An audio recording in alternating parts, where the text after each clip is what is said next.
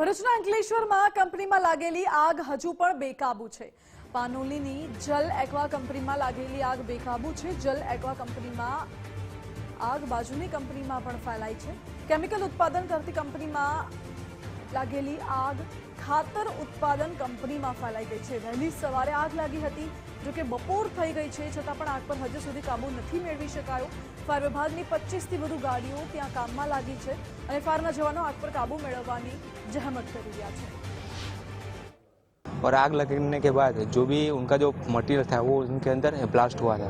तो ब्लास्ट होने के बाद उनके वेयर हाउस के जस्ट बाउंड्री के पास में हमारा वेयर हाउस है। जो हमारा वेयर हाउस है वो पैकिंग मटेरियल वेयर हाउस है, जिसके अंदर पुट्ठा और खाली बॉटल थी प्लास्टिक की।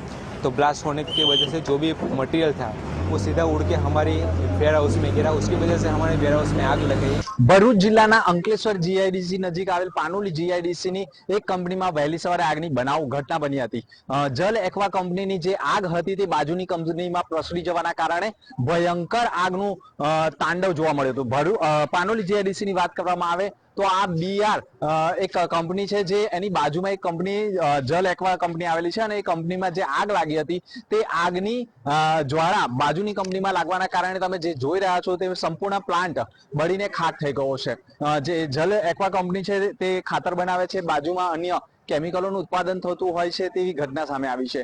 આગનું જે તાંડવ છે તમે જોઈ રહ્યા છો, વહેલી સવારથી જ આગ લગભગ 7 વાગે આગ લાગી હતી। અત્યારે 12 વાગ્યા છે, 12 ની ઉપર ગયા છે, છતાંય આગનું તાંડવ હજુ પણ યથાવત રહ્યું છે। ખાસ વાત કરવામાં આવે તો અંકલેશ્વર જીઆઈડીસી, ભરૂચ નગરપાલિકા, અંકલેશ્વર નગરપાલિકા, આજુબાજુના ઔદ્યોગિક વસાહતના તમામ ફાયર બંબા ડીપીએમસી ની ટીમો આવી ગઈ છે।